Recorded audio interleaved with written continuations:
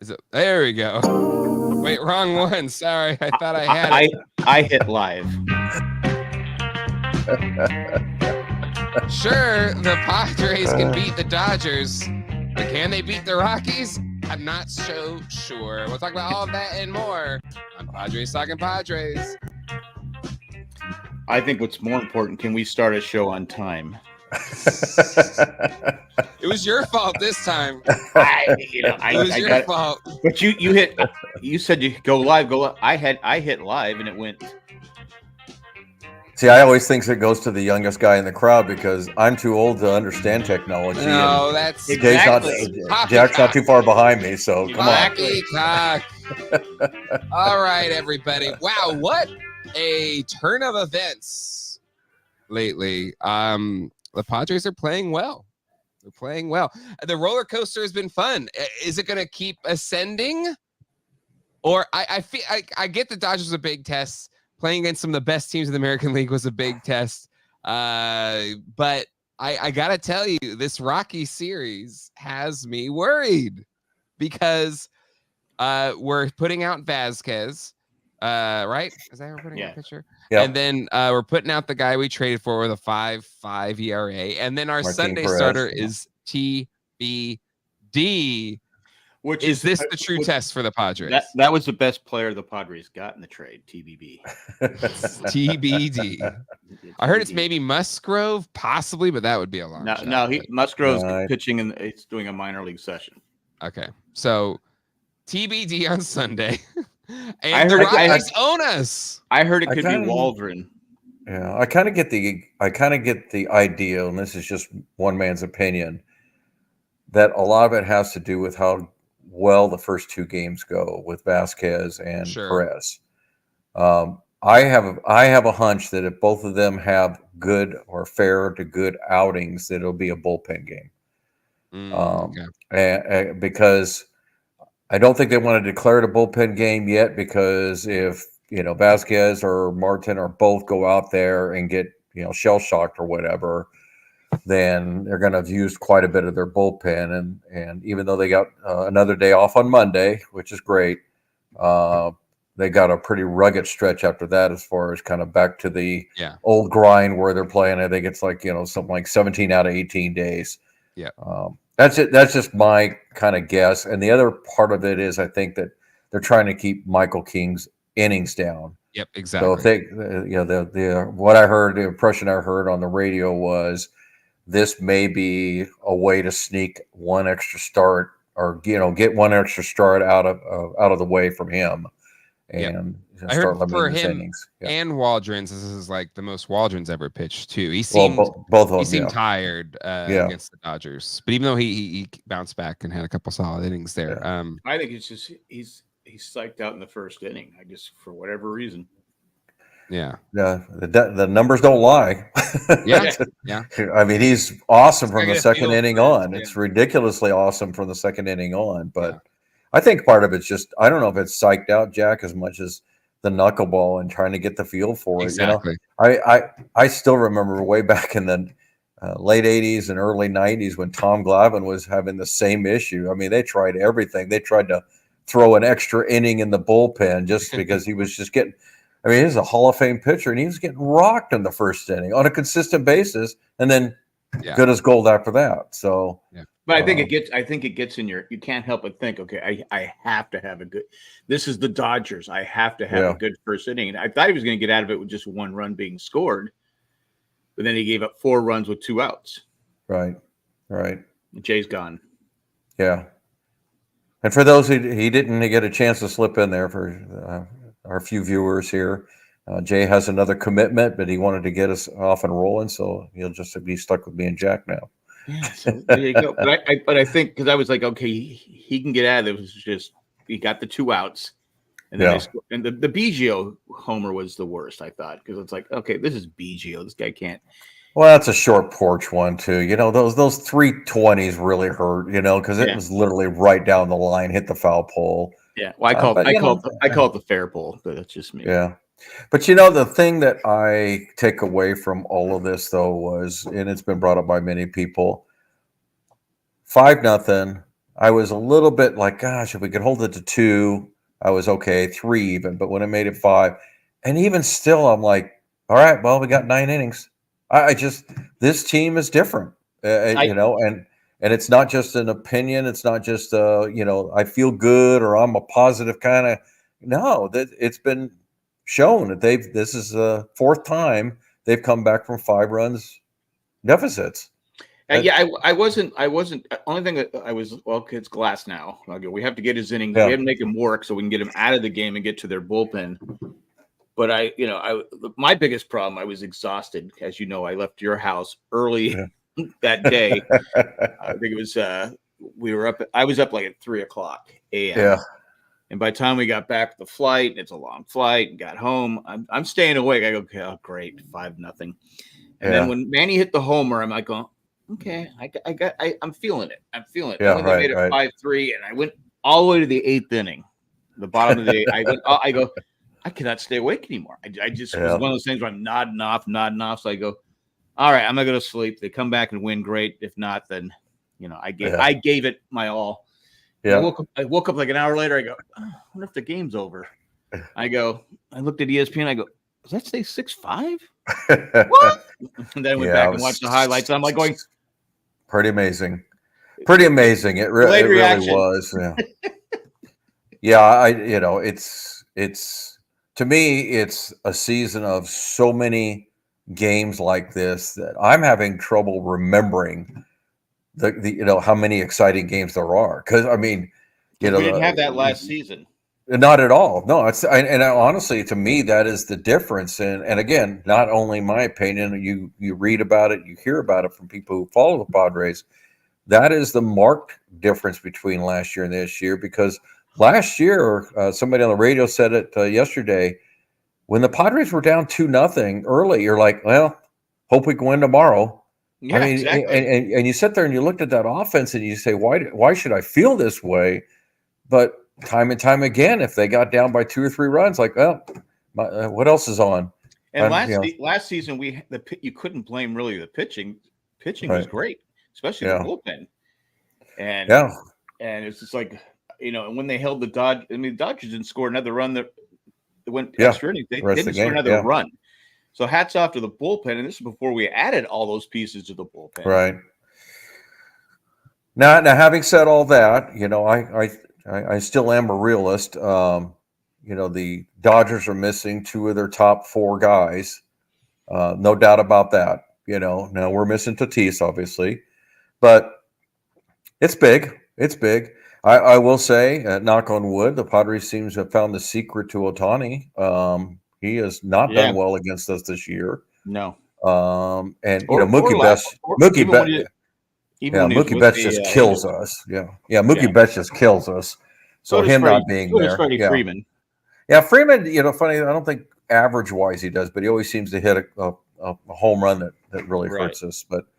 But yeah, I mean, obviously you win 9 out of 11 coming out of the gate.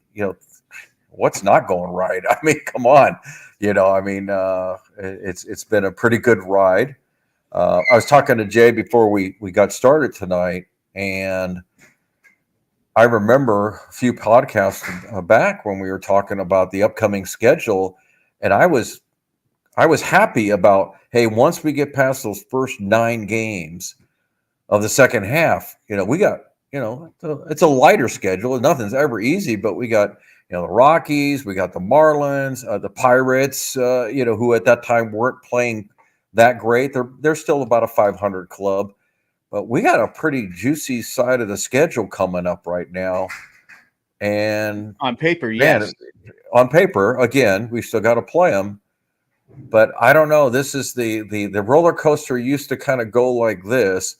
And now it went like this and then down a little bit, but then it went right back up. So we didn't have all the way back down to where we were, kind of downhill. Well, right now we're 7 over, right? 7 over 500. Yeah, and I was telling Jay too. It's like, the shame of all this is here we going through this whole first half of the season, and only the Braves and the 3 division leaders were playing well above everybody. Now, everybody else is just skirting around 500. I mean, it's like everybody's 50 and 40 and 40 and 41 and 39. I mean, it was just like this tug of war going on at the 500 level. And now all of a sudden, 5 teams are just taking off. You know, the Mets are taking off, the Cardinals are taking off, the Padres, the Braves are coming back down to earth, you know. But you've got all these teams. All of a sudden, it's like there's this separation that's happening, I guess, more than anything. So your teams like the Giants and even the Pirates and the Reds are starting to drop down now. But the problem is that there's 5 teams going for 3 spots right now. And the Cardinals. Well, I was kind of shocked. Excuse me. Yeah. I was kind of shocked the Giants were sellers in the. Were they? They traded some guys away. I'm like going. Okay. Yeah, but they got guys back. You know, we didn't talk about the trading deadline. That was the most confusing team to me because they got rid of guys, but they brought in guys. Yeah, I really scratched my head on the Giants on what they were doing, but I was flying, so I was mainly concerned about the Padres. Yeah, what they were doing. And I gotta say this. I'm gonna say it. We got some people watching right now, and whoever listens. I know we've said if Preller doesn't make the playoffs, he should be let go. I'm going to say it right now. He's put everything in place for the Padres to be competitive. That bullpen, no doubt about it. That bullpen on paper, it to me is the best bullpen in baseball. And I know it's saying a lot. It's right there with Cleveland. Yeah. Yeah. I mean, it's just like you look at that bullpen. It's like we used to sit there and stress. Okay. Because I was watching games with you. Okay, can they get to the 7th? Can they get to the 7th? Okay, now they have to bring Estrada in early. Oh no, crap! Now Suarez is going to have to pitch a 4 or 5 out save. He should not have to do more than a 1 inning save anymore. And the matter of fact, though, Jack, is that we have. I think, to me, you've got 2 closers. You got Suarez and you got Scott. They could be interchangeable. So if you did get to a third, one's a lefty, one's a righty. Yeah, so. Exactly. And I don't think Suarez is going to get kicked out of his stopper role, but no, you do have 2 guys who have actually saved games. But the strength to me, to your point, is they have Adam, they have Estrada, and they have Moreholm. And now that means they can start those guys in the 6th and 7th inning instead of the 7th and 8th, or even the 8th. You know, and now Matsui is your long guy. You know, and Matsui and Kola can be your guy that hey, I need some innings, you know. Well, Kolek mysteriously went on the IL with the tendonitis. Yeah, tendonitis. Then he pitched pretty good the day before. Yeah, but there's no room in there, so someone's got to go down. Yeah. Not uncommon for teams to do that. Yeah. No, I mean, I was surprised though, Jack. I don't know about you, but Austin Davis getting DFA'd. They must just not have enough room on their 40-man roster to keep. I think that's what it was. They're hoping he passes waivers and he can be picked back. He pitched pretty well for the most part. I was surprised he got DFA'd. I thought they might send him, but he might be out of options. I don't get into that. I think I read he was out of options. So that's what you got to do because Kolek is Rule 5. You can't do that with him, and obviously Matsui's been pitching better. So yeah. No, awesome Santos is gone. Heard Preller talking on the radio station here. They had him on for about a half hour, asking him. He would never really get into it, but the sway of the conversation was the starters were either A, too expensive, or B, just not what they wanted. And so he switched gears and basically said, "We're just going to just have the super bullpen." And I think it's a great strategy. You're crossing your fingers and hoping that Musgrove can come back. But you fill it with the Brito or the Martin Perez and hope that. I mean, you really look at it and you're like, okay, we only got about 50 games left. I mean, we only need maybe 7 or 8 starts that we can't cover with our other 4 guys. So bullpen game here, bullpen game there. You may only need about 5 starts out of a Brito or a Perez, and I think strategically it works because once you get to the playoffs with all the days off in between, your bullpen is more important sometimes than your starters. So yeah, but some good moves. Yeah, but I was going to say that I feel Preller deserves to come back next year, no matter what happens. because the Arise trade, he was able to get Arise without paying anything this season. Again, the Soto trade. I mean, again, how could you say you won the trade the way Soto's been playing? But it gave us pitching we wouldn't have had. I mean, we wouldn't have had Cease. We wouldn't have had King. Three of our starters are part of that trade. If you think about how Cease was, Thorpe was part of the other trade. I think he's done everything he can to put the Padres in. It's up to the Padres and especially against the bad teams. They have to perform like they do against the Dodgers. And I mean, look what they did to Kershaw yesterday. Now, Kershaw, I'm not going to say he's done, but I'll be honest, he looked done yesterday. He looked like, okay, it was a slider they kept saying. I mean, it was just floating up there. Well, and he's only got about 90 miles an hour to back it all up again, and it happens to even the best ones. And I've told people it's like, man, first ballot Hall of Famer, come on, easily. And so he's a shell of the pitcher that he was. He's still savvy, he's still a veteran, he still knows how to pitch, and things like that. But his escape routes are a lot less narrow. But to go to the Preller comment, I'm still going to sit here and say, it's not so much what he's traded for, Jack. It's the fact that his system has not worked yet. And his system is draft good players, trade them for guys that you like, and continue and rinse and wash and just keep doing that. At a certain point, do you want to be the San Diego Padre model, which seems to be you draft and you trade? Or do you want to be the Baltimore Oriole model where you draft and you wait, and then you have hopefully 4 or 5 years running where you live off of that, or the Houston Astros and stuff like that? I get a little bit, I'm kind of the middle guy. I get drafting and I also get trading. But when you keep emptying the farm system, you better be right. And so far, he's not been right. That's the only thing I'm going to say.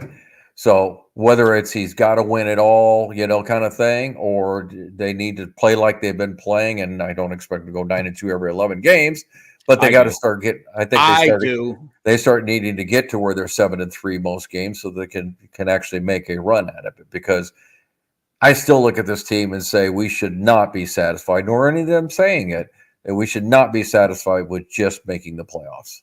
It's not enough. Yeah. I was saying earlier in the year, I said, I don't think the Dodgers are that good. I kept saying it and saying it. Now, of course, losing Mookie Betts was the biggest blow to the team. I mean, it just they haven't replaced him, and they're terrible defensively. Yeah. The Dodgers, like you watch them play, it's like, if I'm a ground ball pitcher, I don't want to pitch for that team because that infield is terrible. Yeah. I mean, they're blowing routine plays. And they don't have Max Muncy. They're missing some key guys. I get that, but their pitching is not as good as it used to be, and I think that's the key to beating them. Their pitching is beatable. Well, I think the injuries are playing a huge part with the Dodgers. Again, I have a lot of respect for the Dodger organization. I don't like them. I want to beat them every time we play them. But the fact of the matter is they have just as good of a case, if not better, than the Padres as far as injuries. We've lost 2 of our starters. They've lost Yamamoto. They lost Buehler, Dustin May. Kershaw just came back. It's only a second start. Yamamoto's gone. I mean, so they've lost Betts, and they've lost Freeman for a while now, and Muncy.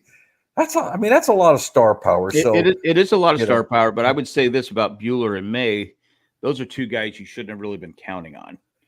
I mean, they didn't really lose them; they never came back.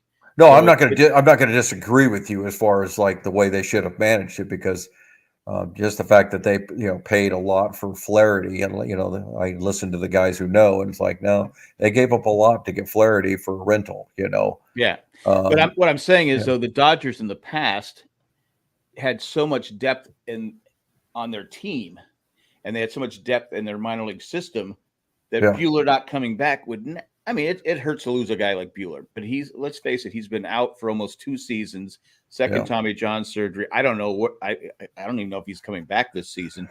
And Dustin May was not really expected to come back full strength this year either. Yeah. So what I'm saying is the Dodger system where they didn't replace him. Well, they've drained it obviously because the two guys that I can think of on the top of my head, Outman and Pages, have not turned out like former Dodger prospects have done, Right. and which is again unusual for the Dodger organization. But to your point, their GM obviously oversold on what he thought or his expectations. Now I'm going to tell you the same thing about Preller. Going into the season, it's like, okay, you got, we were saying it from the get-go. It's like, well, we got Darvish and Musgrove both ended up on the IL at the end of the season last season, and thank goodness we went and got Cease because we were all sitting here scratching our heads like, well, who's our starters going to be? I mean, really, like, is it going to be Vasquez and King and Waldron and then he went and got Cease the day the season started, and thank goodness because. As it is, we've got 4 healthy starters. Well, that's what I'm saying. Preller made the moves, getting rid of Soto. I know it hurt, but he added pitchers, and we got Higgy, the catcher, who's been outstanding. Yeah. Considering we all wanted him cut in April. Yeah. But the Dodgers didn't they went out and got Yamamoto, who cost them a ton. They could have gotten 3 pitchers for what they paid Yamamoto. No. That to me is. You already signed. I'm looking. They wanted the marquee names because they want all the money they can get from Japan. You already had it with Ohtani. You didn't need to sign. And I be honest with you, I've watched him. I think he's a good pitcher when healthy. I don't think he's a great pitcher. I think if you can lay off his junk when he throws that fastball, it's straight and doesn't move. And I think that's part of his problem. And who knows if he's going to come? They say he'll come back in September. Right. But. Yeah, it's tough. I mean, but I feel for GMs. They sometimes got the worst job in the world. Not the Dodger GM. I have no sympathy for him. Yeah, they were talking to the Baltimore GM, and with Westberg getting hit and fraction arm, and it's just you just got done with the trading deadline. That literally happens before the trading deadline. You might make another trade. All right. But right after. So GM's got it tough and everything. And look, this was a different deadline to me than most deadlines. There wasn't really like the big guy out there. I mean, there's usually like 2 or 3 guys on a team or, out on their own teams that everybody's going after, whether it was Soto or Hader or, whoever it might be, back in the past, Scherzer and, Cliff Lee back, there was always one guy that everybody's, salivating over and knew was up for a price. I was kind of surprised. I almost expected Preller to go get Skubal. And I thought it was going to be very costly, but they asked him on the radio, and I thought it was a little bit of a dodge. But they said, "Was there any way that you were going to trade either DeVries or Salas?" He never really answered. He just basically said, every trade possibility has its parameters. You make decisions on it, but his kind of general feel of the conversation was, we'll trade anybody if we get the right deal, like anybody, he's shown that. Yeah. So we were kind of talking when you were out here, like, would you trade for Skubal if it meant giving up Salas or DeVries? I said yes. I would. Yeah, I would. I'd do either one because you got Skubal's got 2.5 years left. I mean, that's a difference maker to me because. And that's a money pitcher too. I mean, that's well, it's the same reason we traded for Soto. I mean, it was the same deal. 2.5 years of arguably one of the best top 5 hitters in baseball. So yeah, you gave up a lot for him. Yeah, you got to. Every GM that comes on a radio or an interview says, if you want something, you got to give something up. Nobody's gonna give you the number 1 player for a pot of beans. I mean, it just doesn't happen. Well, right now, you look at that trade. Gore is maybe, like, I think we were talking about a 4th or 5th pitcher. He hasn't become that guy, even though he has electric stuff. He hasn't, for whatever reason, he hasn't become that guy. That's a 1 or 2 pitcher. He's a 4th. Again, could we use him right now? Sure, but and then you got Wood, who is striking out. He's doing the same thing he did in the minors. He's striking out a lot. He's got tons of talent. Yeah. But he, his way to Cooperstown. Oh, you still have to wait a couple of years on him. I mean, Oh, yeah. Well, I agree. Yeah. Again, he's got the talent, but people like all these Washington fans. We got Wood. And now they're like, yeah. I mean, because you build it. The problem is in any sport, we build the guy up. Look at what this guy has done, and he comes up, and we expect him to do the same thing. Not everyone's a Jackson Merrill, or some other rookies that come up, and just perform. It takes a while for a lot of rookies. And have an immediate impact. I mean, that's so rare that that you get somebody that has an immediate impact. And look, I love Merrill, and I'm not wishing bad or something, but look at Corbin Carroll last year. Yeah. And then look at him this year. He's a shell of last year, so just even with Jackson Merrill, it's like, okay, he's having a great year, and I hope it continues to climb and he gets better, but there's no guarantee. Usually I have to wait 3 or 4 years to find out whether a guy's really going to have that stick-to-itiveness that says, yeah, this guy's going to be a really good player. And even that's kind of like, is he going to be the total impact player, or is he going to just be a really good solid ball player? Well, I think what helps Merrill is there's good players around him. There's good. It helps. Yeah, it helps anybody. Yeah. I mean, because and I think we were batting him. First, he was batting ninth, if I remember correctly. And then they got up to seventh, and people are like, bat him lead off, bat him. No, let him cool, let him get. I just like, and he's adapted to center field like there's no problem. Now, I was going to say this. I put it on Twitter yesterday. I said, what is Jake Cronenworth hitting since he moved back to first?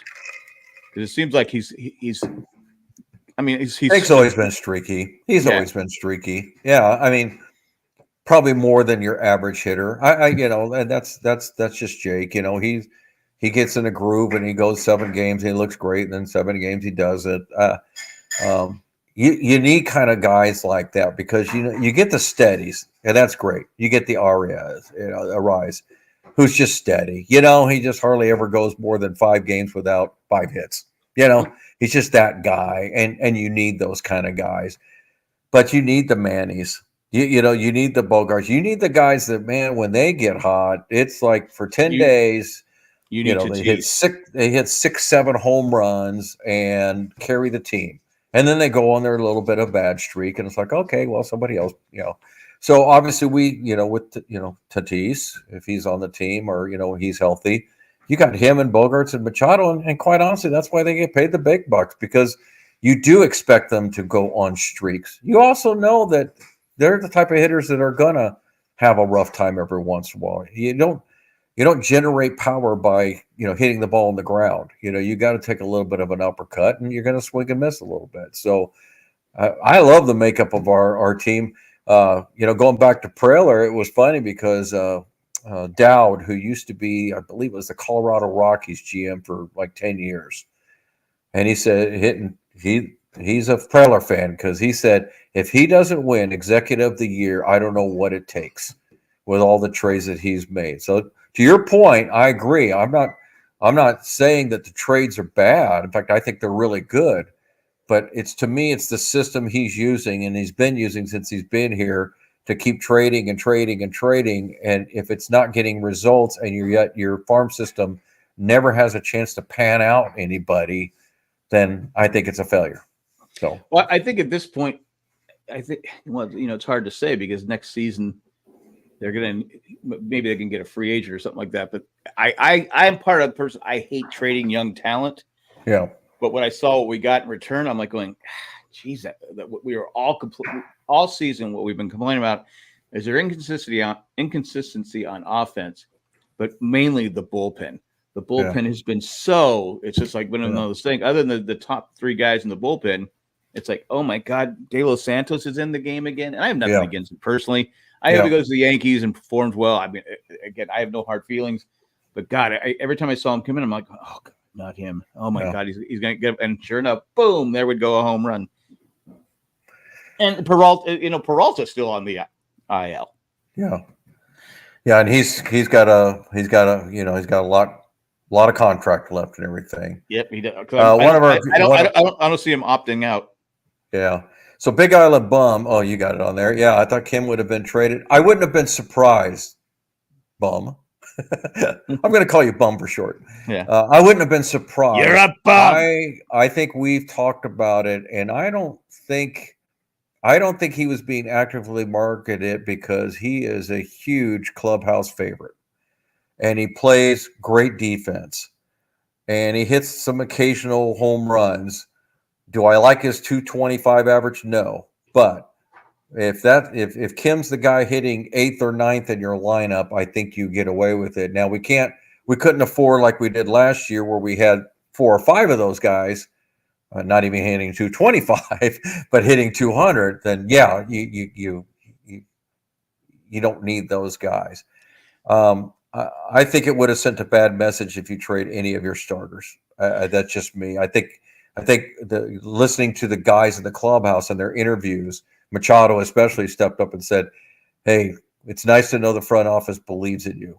So I think what got me with Kim is I wouldn't have been shocked if he was traded like you. I wouldn't have been shocked if he was traded, but I'm like, okay, well, even though we have 10 shortstops on the team, I'm like, okay, who at this point is going back to short? Right. Because then you can put Bogarts over there, yeah. Bogarts, Cronenworth, and then you're gonna have a Rise or Solano at first base. Right. Maybe could have done it. Yeah. Like the bum asked, will you think he'll extend him? I think he'll try, but he's not going to get some massive. He's not going to get some massive deal. It's going to be a team. I think it's more of a question, Jack, of will Kim accept what they're going to offer him, because he, to me, has not shown that he's worth a repeat of the contract he already has. Right. He has, but I've said for the longest time, Kim at times has a low baseball IQ. I mean, he tries to, I mean, it happened in one of the games where he got caught stealing third base or something like that. Took a perfect throw, but yeah, it's still like, why are you trying to steal there? You have speed. If the ball's hit to the outfield, you're going to score. Yeah, I like the sack fly thing. I like the, but you had a Rise up there, followed by Profar. There's just not a time to do it. Yeah. So I don't think he's going to try to extend him. I will be surprised if he does. I really do think that. I think they'll go after a first baseman. Yeah. Maybe Pete Alonso. Maybe Pete Alonso, and you put Cronenworth back at second, and Bogarts goes back to short. I think Bogarts would be more than happy to move back to short. I think Cronenworth loves to play second base, and go get a real first baseman. Well, it wouldn't surprise me if that you had a whole spring training that Cronenworth wouldn't play short, and just keep Bogarts a second. I think which to be honest with you, I could live with that because Cronenworth is a great defensive shortstop. Well, he's been a shortstop, so I don't. I'll the whole. I know at the end of the year we'll have a good wrap up show and like, what do we think they ought to do? I don't think Pete Alonso is a good fit for this team. He's not the kind of hitter. Yeah, he's not the kind of hitter to me that we've kind of gotten away from the 220 with lots of power kind of home run kind of guys. I don't love to have like a Josh Naylor, but he strikes out too much too, and he's a 240 guy. But it would, to your point though, I'm kind of agreeing with you, but I'm just not sure who it would be. Yeah, kind of have to see who it would be. But I envision more of like a 260, 270 type hitter with maybe not as much which is fine with me. I want a real first baseman that has some power. Yeah. And just put in the middle of that lineup, and just again, if it's Bogarts goes, Cronenworth goes, just short, I don't care. I think Bogarts would be happier playing, and he's. Again, you had said that you were pretty confident he's going to come back hitting, and people said he was also hitting before he got hurt. Right. I think he had figured it out, whatever it was, before he got hurt. And when he's up to bat now, I have confidence in him. I think the big difference I see, and not unusual, is it looks like he's just trying to put the ball in play. Yeah. It goes back to that whole Petco Park approach where, we're going to hit some home runs, but we're going to move the ball around. I mean, honestly, you look at that inning against Kershaw. And I think that's why Kershaw was shaking his head. It's like, oh my gosh, they're hitting bleeder after bloop after bleeder. Well, it's called putting the ball in play. Good things can happen that way. And it was nice to see Steve Sachs back in the game, back in baseball after so long. Gavin Lux. Yeah. If you don't know what I'm talking about, you kids that playing at home.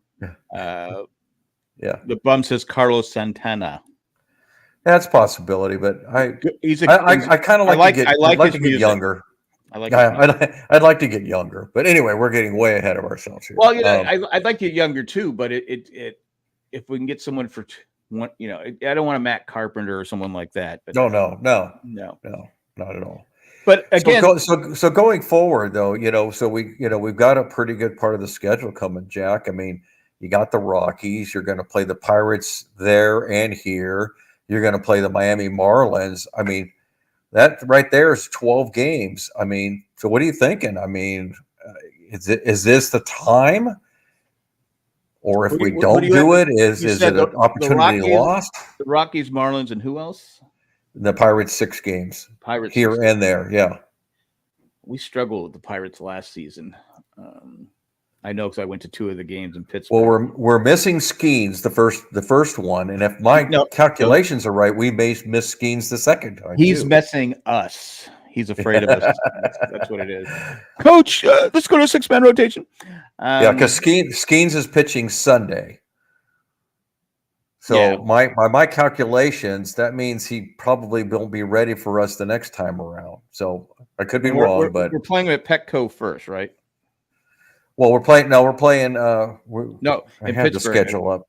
Yeah, we're going on a road trip. We're going to Pittsburgh and Miami, and then coming back to San Diego to play Pittsburgh. So but the bottom line is we're playing the Rockies 3 games. Like, come on. I never say we should sweep anybody because I just think that's just it's hard. Over and above. Because even a team that's winning 30% of the time, that's still 1 out of every 3. So to sit there and say, "Oh yeah, we're just going to sweep the Rockies," but I think in the next 12 games, we should go 8-4. We should go 2-1 on every one of those series, so to speak. On the next 8-4, I would consider that successful. 7-5, 7-5 even. Yeah, I'd be okay with it, but I want 8-4 or better because now we're not just playing for a wild card spot; we're playing for the division. We're 4.5 out. I know people saying, "Okay, it's going to be tough." Well, it was always going to be tough because the Dodgers on paper, people already had them penciled in the World Series. Well, the problem is that, the one thing about this balanced schedule versus the imbalanced schedule is that we only have 3 more games against the Dodgers. That's it. So, that's the whole onus of trying to get off to a good start and playing the first half of the season and being ahead because we are now in the position where we have to root for teams to beat the Dodgers. And, not a lot of teams are that good. Well, to be honest, the good thing is the next 3 games they get to play the Phillies, so maybe the Phillies can beat up on them a little bit because bottom line is the Phillies are in the playoffs. Geez, I mean, even though they lost 3 to the Yankees, they're still well ahead of everybody as far as getting to the playoffs. For sure. But they haven't been playing as well as late. That's what I said. Well, they got swept by the Yankees. But they were struggling before that. My math is correct. But again, I'm trying not to get too overly excited because there always seems to be a letdown too after they've played the Dodgers, and I was like, God, could it be anybody but the Rockies? Because you're like going, and like Dodger fans, you're playing your World Series against us. I finally said to these Dodger fans, I go, do you know we both can't play in the World Series at the same time? Yeah. You do know that, but because that's their. I get annoyed because it's like, what, your guys have never run off the field because you won on a last minute hit. Every team does it. Yeah, I saw I saw the Rockies do it a week ago. I'm like, okay, the Rockies have no. It's you're playing baseball. It's a long season, and it's an emotional game. And I don't care who you are. I mean, the times have changed. I know back in the 50s, 60s, 70s, you'd get beat up if you probably did. If you're 30, 40 games out of play, we won. People are like, yeah, whatever. Let's get back to the dugout. We got another game tomorrow, but at different times. But yeah, I have no problem celebrating, and it was fun, like you said. Well, it's walk-offs too. That it's not like they're going out there if they're winning 7-1. I mean, I didn't see them running and throwing Gatorade at each other yesterday because they won it handily. No, it's just Dodger fans being annoyed, and they don't like the fact that that their little brother is doing well, and you know what. they can kiss my butt.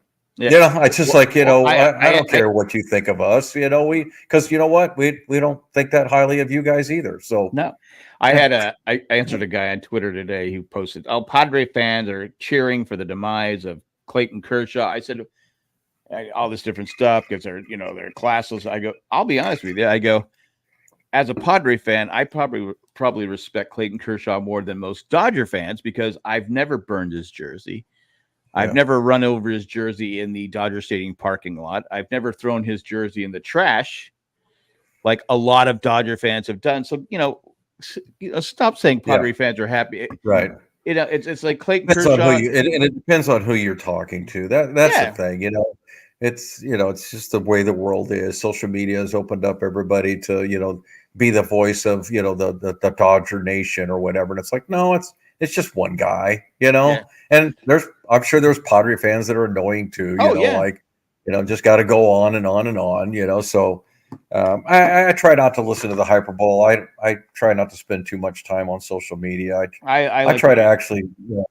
I like to try to listen to I like to try to listen to what I perceive as a little bit more of the knowledgeable guys, and even them, they get full of hyperbole and and stuff. I was watching MLB today, and there's a couple of guys on there that's just like, oh my gosh, just take a chill pill, dude. It's like you're just going off on this tangent. Like, players in baseball can there be? How many best teams in baseball can there be? Because if you listen to them long enough, you'd have a hard time trying to figure out who's the best player and who's the best team because they've named like 12 guys over the last 5 days. Yeah. So well, I think you are as good as your record. That's the good old saying that I like. Whatever your record is, that's how good you are. Well, you all play the same teams now. You don't get to play an imbalanced schedule. So I mean, well, the Dodgers got off to a fast start. The Yankees got off to a fast start. The Phillies got off to a fast start.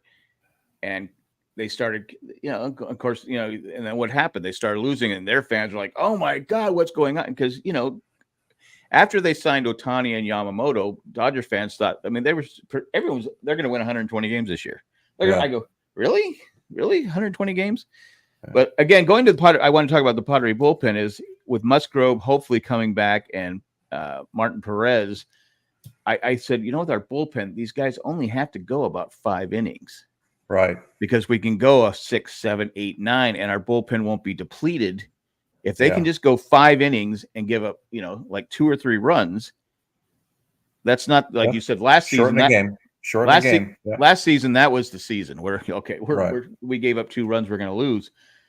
But I was thinking, I go, God, with this bullpen, it's like every guy you bring in is capable of getting through the inning. Yeah. Whereas before it's going to make a huge difference. In fact, I was actually a little surprised that Schilt let Cease, pitch 101 yesterday. Just a little surprised. I mean, the thing is, he's built up as a starter. He's been a starter for quite a while, so I wasn't like shocked, but I was kind of surprised and continue. But look, Schilt's won me over, man. I mean, the old great decisions according to me versus bad decision is well on the great side. Well, we didn't talk about I've converted to his way of talking about his team. I still joke around with the roller coaster thing because I still think it's funny. But the bottom line is the guy has obviously, and you talk to the reporters that do cover the team that are around the clubhouse, they notice it. So, I got to believe that it's not just the players saying it. It's like, no, we've noticed a big difference in the way these guys are. And for longtime San Diego fans, Ted Leitner was on the radio today. He's doing a swan song. He's got 1 more year of Aztec basketball. He doesn't deposit on the Padres since 2020. And they were talking to him a little bit, and he goes, yeah, culture is hard to come by. He says, I was around the team for almost 40 years. And he goes, and there's the 84 team and the 98 team. And he says, these guys text each other every week. Like, it's just, they got the group text. And he says, I remember when I was doing, I forget who it was. They were doing one of the Master of Ceremonies things. And these guys' phones were all they were honoring the 98 team. And he goes, these guys' phones were going off, like right and left. And he goes, what the heck is going on? And he goes, oh, the guys who aren't here are texting us and saying, hey, thanks for going out there and representing and all that kind of stuff. That's what you kind of feel with this team. And again, not in the clubhouse, but you can just see, like the biggest example to me is Cronenworth gets pulled for Solano.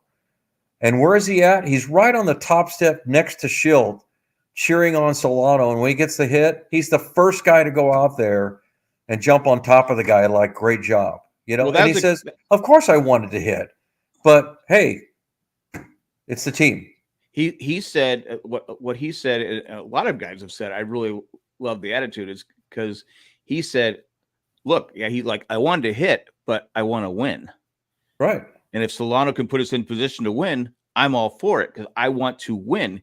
Because the Tanner Rogers we got from the Marlins, they said, oh, you've been a closer in Florida, Miami. He goes, I don't care. He goes, because they asked Tanner Scott.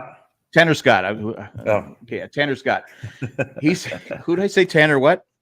You said Trevor Rogers. Yeah. Trevor Rogers. Okay. Go back a year. Okay. I'm sorry.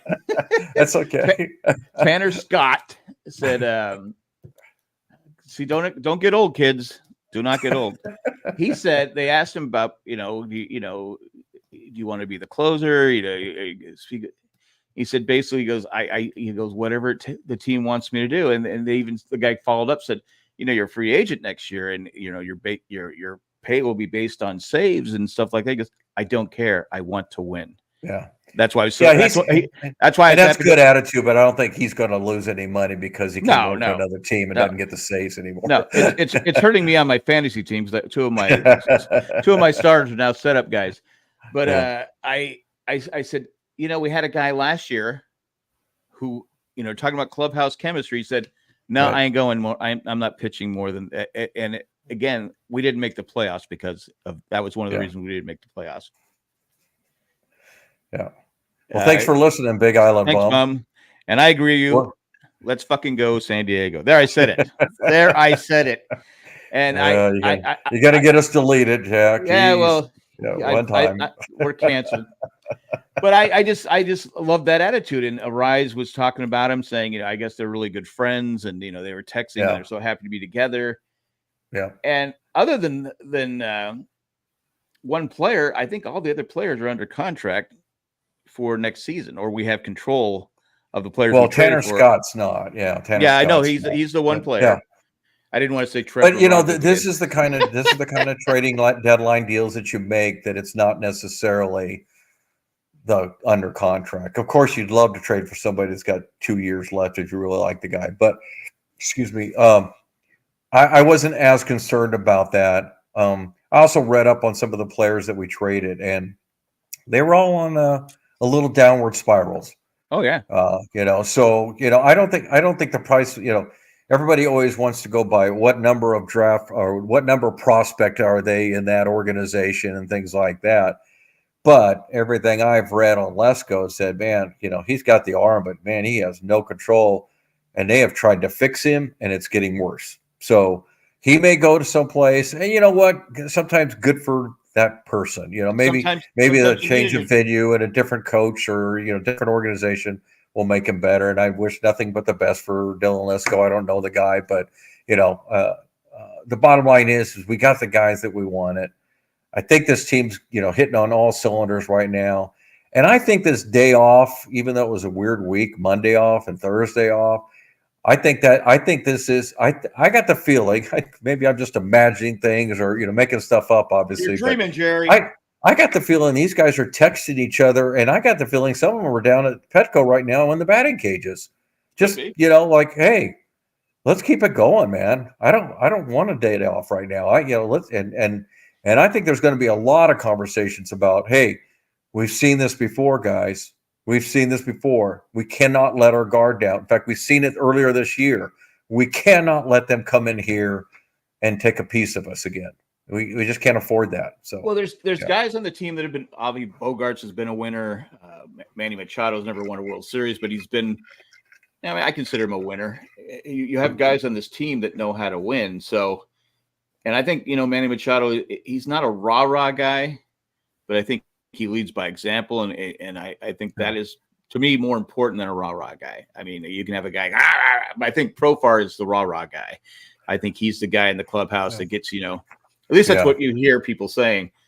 But well, I think the thing is you see Manny when he's excited about the moment because I'm personality wise, I'm a little bit like Manny. I just, that's the way I am too. I like to, stay calm until it's really something to be excited about. I've never been that, come on guys, here we go. We're going now. We're going, I'm not that guy. I'm more of the, if the situation calls for it, then I'm going to be out there rooting and hollering and saying, hey, let's get going. I'm the rah-rah guy. Yeah, and I like that. And I got to tell you, the guys have had to buy into it because you've got a lot of guys who aren't playing regular, and you got new guys like Merrill who are all about the team. And baseball is that way. It's an individual sport as far as hitting and pitching, but it is about team chemistry. It's about keeping each other on the positive side, not letting your teammates get down on themselves, not getting down on yourself. There's a lot of that, a lot of psychology in baseball. And it's again, a long season. long season. And you got to credit Mike Schilt for, we talked about at the beginning, between the years when he got hired, he went out and actually went to everybody's house and met them on their home ground and just talked to them. And he got Bogarts to move from short to second. Yeah. So which Bogarts said, it was like, okay. Yeah. All right, predictions for this week. We got We got 3 games against Colorado and 3 games against Pittsburgh. What's your call, Jack? Oh God, I'd like to say 5-1, but I've been burned. But I will. Yeah, I've been burned so many times. Again, is it going to be the Padres coming? It's again, we've seen it for the last couple of years. Every time they beat the Dodgers, they come and play like a bad team, and it always seems to be the Rockies, and they come out laying an egg flat. But I'm hoping, like you said, that they're at the batting cages, they're pumped up, and they realize. Yeah. I think realizing that they're only 4.5 behind the Dodgers at this point in the season, when nobody gave them a chance. No, even Arizona didn't. I mean, Arizona's playing well right now. Nobody had a chance against the Dodgers. That's what we heard. It's a battle for second place. I would think as a player, as someone who's competitive, that would pump you up. So maybe they go 5-1. Yeah, I'm saying 5-1. Yeah, I'm agreeing with you because I think the extra incentive is because they are playing for the division now. I just had this kind of gut feeling that psychologically, if they were 9 back, but yet in the same position wild card wise, I just don't think the urgency would be nearly as high. It should be, but not nearly. But knowing that you've got the brass ring in front of you, and again, look, I know this is a big leap, but they go out and sweep the Rockies, and the Phillies sweep the Dodgers. We're a game and a half back. Exactly. So I mean, it could happen that quickly, and so yeah, I have a gut feeling that this finally is the Padre team that we all thought it could be. I'm not going to change my stance because hey, I'm heading right towards what I thought they were going to be, which was an 88 win team. That's where I had them. And if the season were to end today, they would be 7 games over 500. So right now they'd be at 84 and 77. I think they've got another 4 games over 500 to get there. I think this is it. I think this is the time. And if not now, then I'll get back to being worried again. Yeah. The season to me changed on Tuesday night when they came back to beat the Dodgers. Yeah. After being down 5-0. I mean, they came if they don't beat the Dodgers, now it's a 2-game flip. So, but then and then the next game you're going against Clayton Kershaw, who's owned the Padres his whole career. I know he's coming back from an injury. I know he's not the same, but after a big win like that, you've seen it so many times where the Padres just come out flat. And they didn't. They came. You had Dylan Cease going, who's like, we didn't even talk about his no-hitter. Which was amazing. Seems so long ago. I almost hated to cover the same ground that we covered before. Well, we never talked about it because we didn't do a show last week. But Yeah. To me, Dylan Cease came out and proved that, he said he's refocused, and I almost thought he gave up that run because he got pissed about a ball. You could see he was visibly upset about a call that the umpire, he didn't get the call. And I go, oh no, Dylan. And then, he had that ball hit to right field. Bryce, what's his name? Johnson, terrible throw to the cutoff man, goes through. Ohtani comes home, and Manny backed it up, flipped it onto the catcher and got him out, which I think was the key to the game. And after, you could see he was still mad when he went to the dugout, but then he calmed himself down, came back out, and pitched pretty well. So see, I think the key to the turnaround was well before this. I look back at two things. Number one, the Washington series, because that's the kind of series, to your point, that we've always gotten in trouble, and we swept Washington. Doesn't sound like a big deal, but we swept them. We had to come back. We had a walk-off. Not a walk-off, but we had a comeback win, right? Not with Washington. No. Well, we beat them 4-0, 12-3, and 3-0. Okay. But with the Baltimore game's the one we came back on. Oh, okay, that's right. And that's the one that I was going to next when we came back against Baltimore. Okay, so now we beat the team we should beat. But, again, we won 2 out of 3 for Cleveland. We sweep Washington, and we came back to beat Baltimore. I thought that was a pretty big deal.